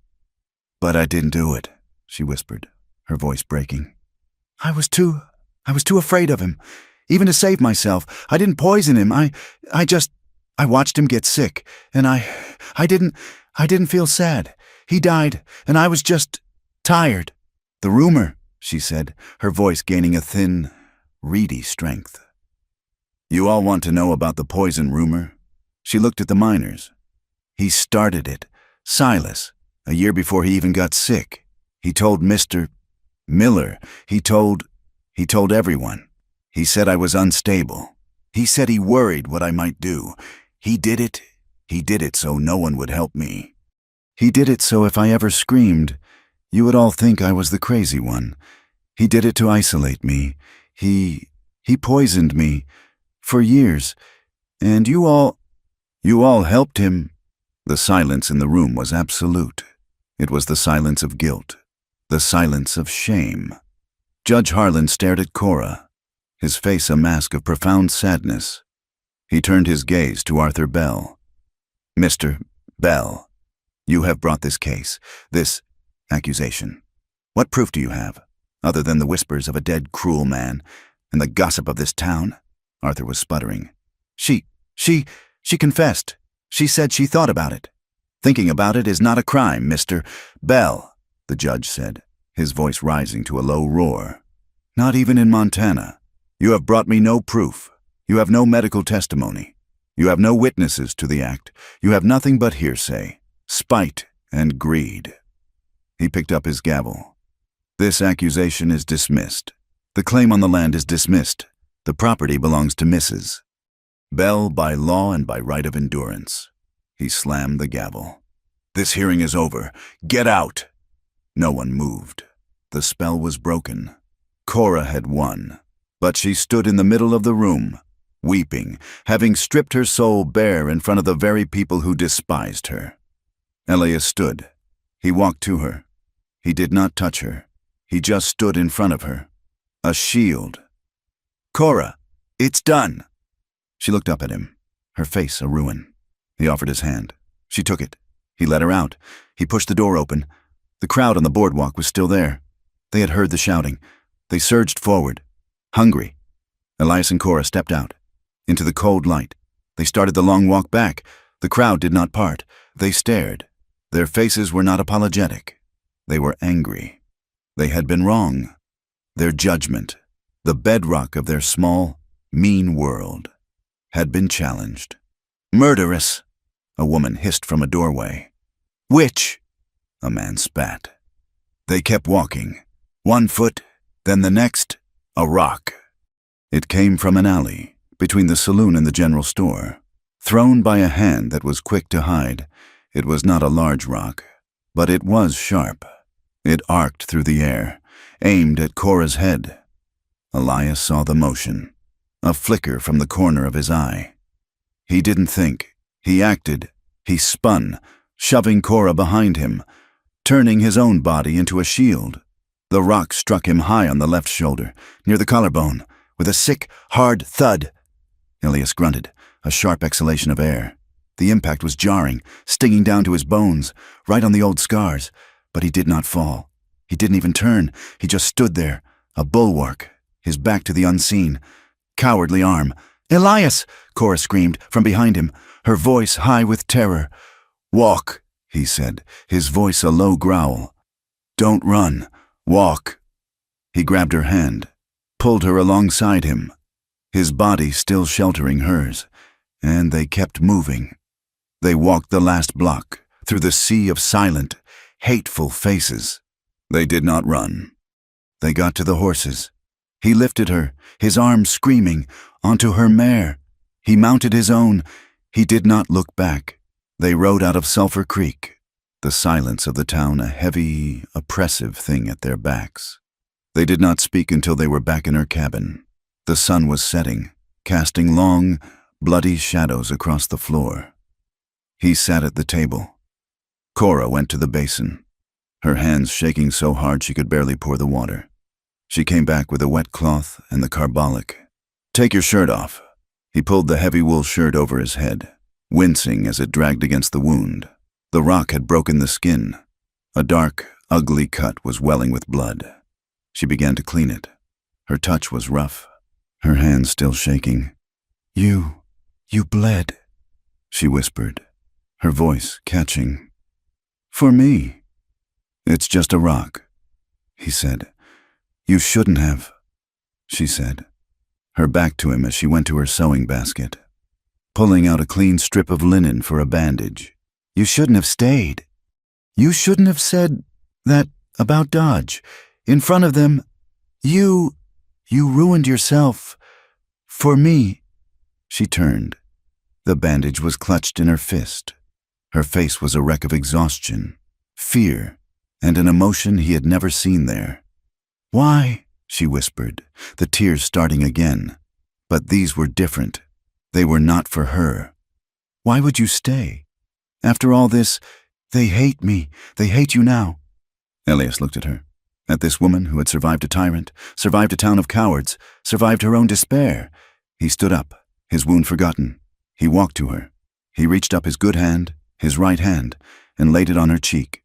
His thumb brushed away a tear.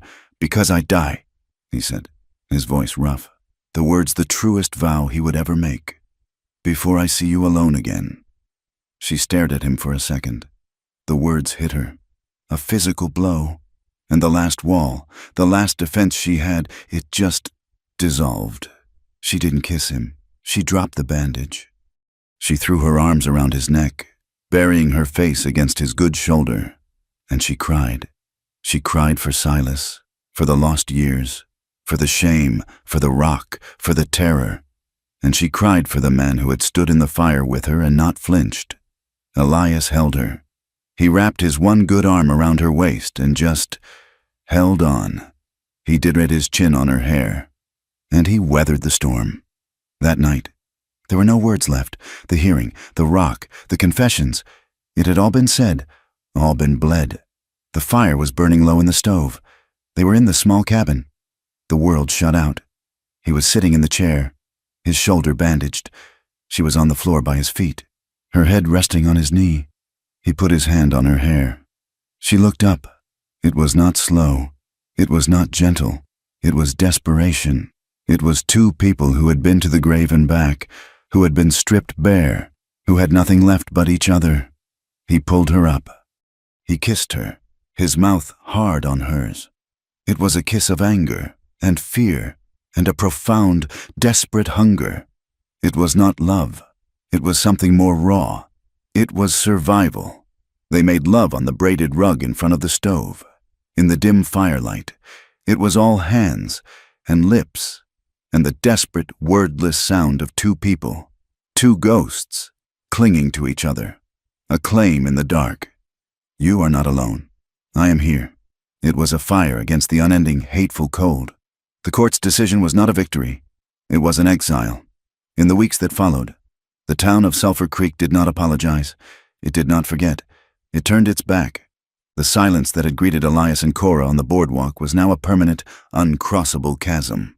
When Elias rode in for supplies, which he now had to do, the storekeep would serve him, but his hands would shake, his eyes downcast. The miners in the saloon would stop talking, and the silence that followed him out the door was heavier and sharper than any thrown rock. They were alone. Truly, finally alone. And winter, as if sensing their isolation, returned with a vengeance.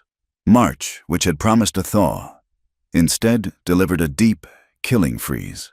The snow did not fall in blankets. It came as hard, icy pellets that stung the skin and promised no melt. Food became scarce. The small supply of canned goods at the general store dwindled. The prices for Elias were suddenly double. The town was starving them out. His hunting, which had been a supplement, now became their only source of survival. And the wolves knew it. The pack that had been scattered by his rifle was back, and it was bolder. They roamed closer, their howls a nightly reminder of the thin wall of wood that kept the world at bay. They were competing for the same few rabbits, the same stringy deer. Elias started going out at dawn and not returning until after dusk. He had to go further, up into the high, dangerous ridges where the wind cut like a razor and the snow was waist-deep. His wounded shoulder throbbed with a dull, cold ache from the thrown rock. It had healed, but it was stiff, a constant, nagging reminder of the town's hatred. He would come back in the dark, his face gray with exhaustion, his beard and eyebrows thick with ice. Sometimes he had a rabbit, sometimes nothing. One night, he stumbled through the door, his rifle slipping from his grasp. He didn't have a rabbit.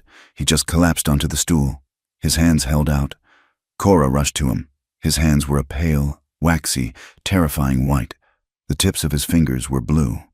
"Frostbite," she said, her voice sharp, not with pity, but with a practical, rising fear. She didn't wait for him to speak. She got the basin. She filled it with snow, then with water from the kettle, careful to keep it lukewarm. She grabbed his hands, her own warm and rough, and plunged them into the water. Elias hissed, the pain of the returning blood 1,000 sharp needles. He had been so cold, he hadn't even felt the numbness take over. "You're a fool," she said, her voice low and fierce. She was kneeling in front of him, her hands in the basin with his, chafing his wrists, forcing the life back in. A fool, to go that far. For what? One stringy buck? We can eat flour and water. Not for long, he said, his teeth chattering as the warmth of the cabin began to thaw his core. We're low on flour. She tended to him. She rubbed his hands until they were raw and red. She unwrapped his boots and did the same to his feet. She made him drink hot, sweet coffee. And then she bandaged the 2 fingers on his left hand that had blistered from the cold. She fed him hot stew. It was thin, more potato and water than meat, but it was hot. "It's my mother's recipe," she said, watching him eat, her face grim. She said it could cure anything, from a cold to a bad marriage. I'm not sure about the last one, but it's warm. It's good, he said, and he meant it. They had found a new rhythm, born of desperation.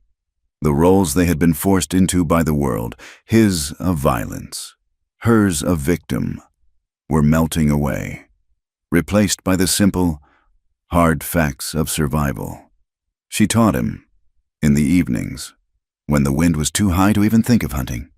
She taught him her world.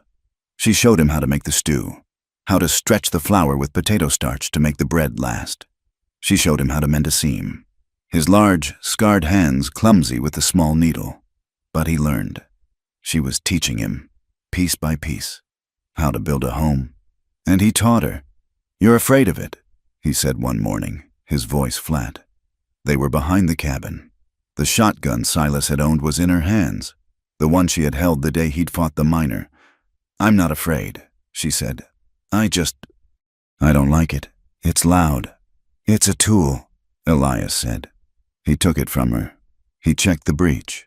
"No different from a hammer or your needle, but you have to know how to use it, or it's useless." He showed her how to stand, how to brace the stock against her shoulder, to absorb the kick, to not be afraid of its power. "You hold it," he said, his hand on her shoulder, positioning her. "So it becomes part of you. You don't fight it, you aim it, you aim the fear." He set up a tin can on a fence post, 50 yards off. Her first shot was high, the kick jarring her, making her step back. "Again," he said, his voice calm, steady. "Don't anticipate it, just squeeze. Let it be a surprise." She fired again. The can was untouched. "You're closing your eyes," he said. "I am not," she snapped. "You are," he said. "Right before you pull, you're afraid to see what you're doing." He stood behind her. "Cora, look at the can, look at nothing else. See the spot you want to hit, now. Breathe out and squeeze." She fired. The shotgun roared. The can spun off the post. A perfect, clean hit. Cora stood there, the smell of sulfur in her nose, the stock of the gun suddenly warm and solid in her hands. She had not flinched. She had not looked away. She looked at Elias. He nodded, just once. "Good," he said. Again.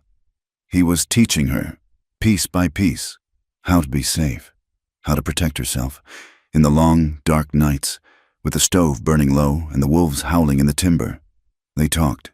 They had to. There was nothing left but talk. "We could leave," she said, her voice small. She was darning one of his socks, the wool rough.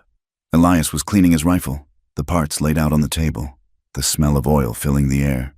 He stopped, his hand on the barrel. "Leave?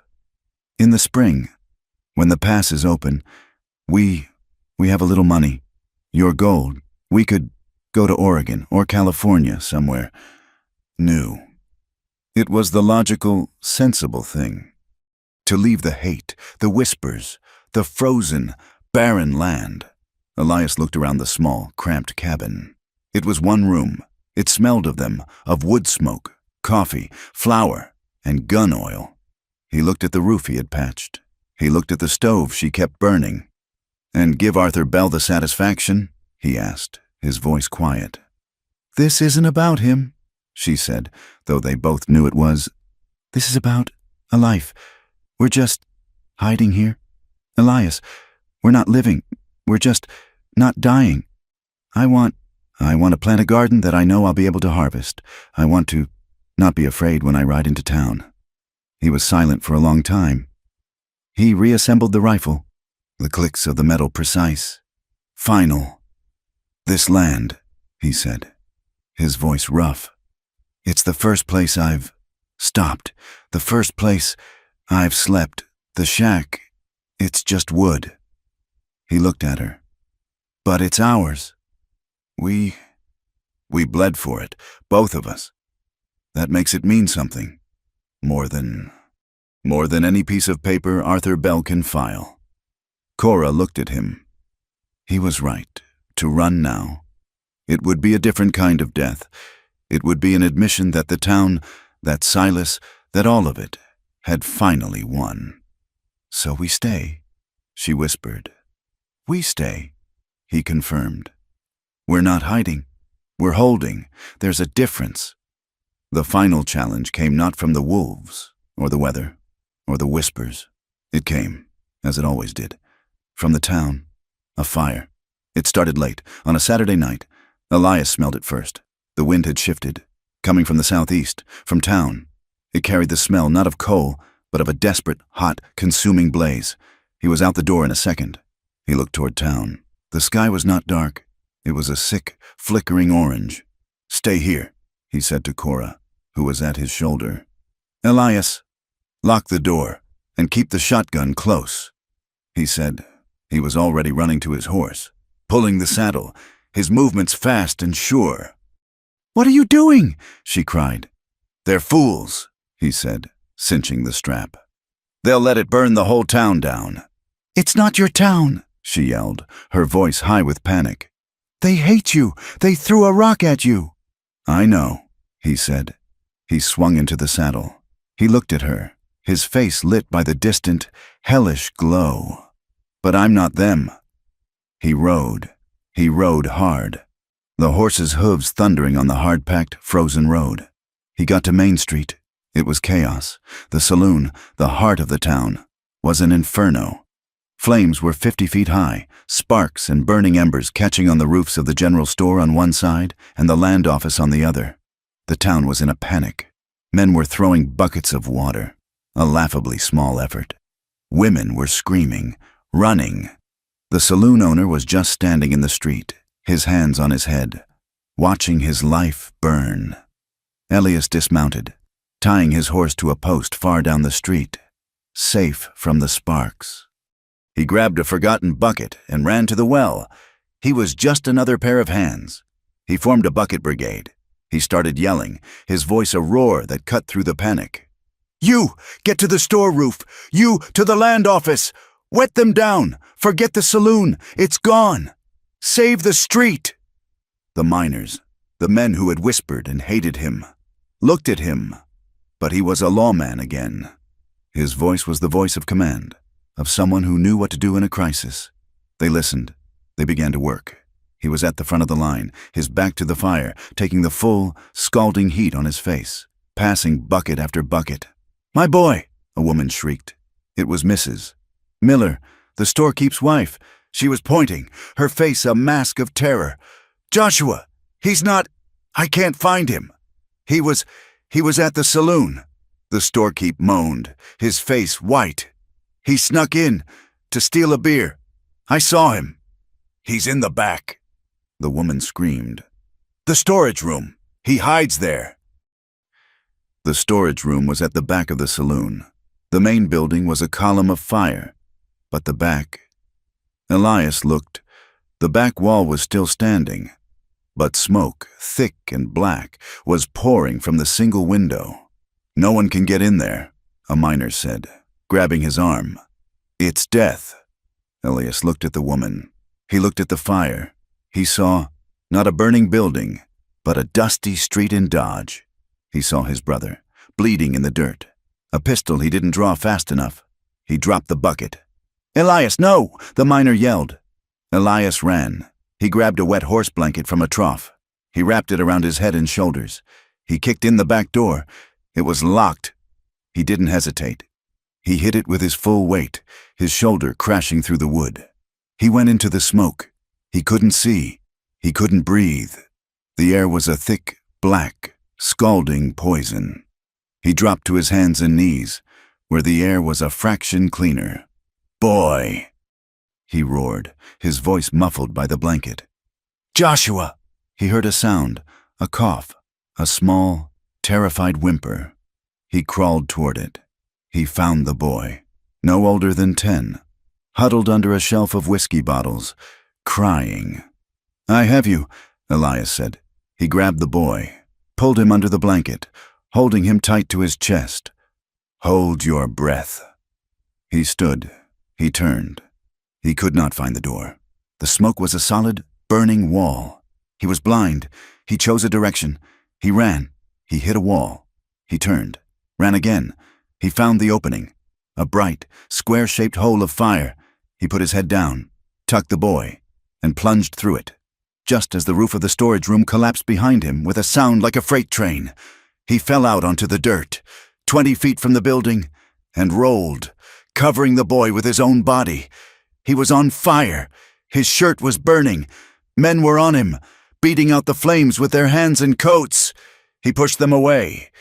He looked at the boy. "He's breathing." He coughed. He shoved the boy into his mother's arms. Elias stood up. He was burned. His hands were raw. His lungs were on fire. He took 2 steps. He looked at the town. He saw the miners, the storekeep, the gossips, all looking at him. Their faces were not hateful. They were stunned, ashamed. He looked for Cora. She was not there. He had told her to stay. He took another step. The world, which had been orange and red, went gray. His lungs, full of poison, gave out. He collapsed in the mud, face down. Cora found him on the floor of the land office, where they had carried him. He was on a cot. He was unconscious. Doctor. Miller was leaning over him. He's alive, the doctor said, his voice trembling. He was looking at Cora, his eyes full of a new, terrible respect. His hands are burned, his shoulder, but it's the smoke. His lungs are full of it. I don't know. Cora pushed him aside. She knelt by the cot. Elias's face was black with soot, except for the clean tracks where his sweat had run. His hair was singed. His hands were wrapped in clumsy, bloody rags. He was breathing, but each breath was a shallow, wet, rattling sound. "Elias," she whispered. She stayed. The town's hate had been broken by the fire, but she didn't see it. She didn't care. She sat by his cot for 2 days. She did not sleep. She washed his face. She held a wet rag to his cracked, blistered lips. The doctor came and went. "It's the fever," he said on the second night. "It's in his lungs. I can't do much." Cora was alone with him. The town was afraid to come in. They left food, water, and fresh bandages outside the door. On the 3rd night, his breathing grew shallower. The rattle was worse. He was drowning. Cora, who had not cried at the hearing, who had not cried when Silas died, broke. She grabbed his hand, his bandaged, burned hand. "No," she said, her voice a low, fierce growl. You don't get to do this. You don't get to save everyone and then leave me." She was crying, her tears falling on his chest. "You said you'd die before you saw me alone again," she whispered, her voice breaking. You liar. Don't you die. Don't you dare die. I need you." She laid her head on his chest, her ear over his struggling heart, and she wept. "Cora!" The voice was a bare, rough, dry croak. She snapped her head up. His eyes were open, just slits. He was looking at her. "Elias!" She breathed. He tried to cough, a pained, terrible sound. "Didn't come here to be a hero," he whispered, each word a piece of broken glass. He looked at her, his eyes clear, even through the pain. "But I found a reason to live." He meant her. The spring thaw, when it finally came, was real. It was a true melt. The ice on the river broke with a sound like cannon fire. The ground softened. The air smelled of mud and pine and life.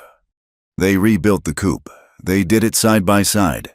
His hands were still scarred, the new pink skin tender, but he could hold a hammer. She held the boards. They worked in the new, warm sun, the silence comfortable, easy. They planted seeds. He dug the furrows in the dark, rich soil he had prepared with ash from their stove. She followed, dropping the seeds, corn, beans, and squash. They worked with their hands in the dirt, on their knees, side by side. One afternoon, Cora came out of the cabin. Elias was sitting on the porch, a piece of scrap pine in his lap. He was carving. He had his old, sharp knife, and he was working the wood. She stood by him, watching. He was carving letters, deep and sure. He finished. He blew the shavings off. He held it up for her to see. It was a new nameplate, to hang over the door of her cabin. It read, Belle Graves. Cora looked at the wood. She looked at his name. Next to hers, "So?"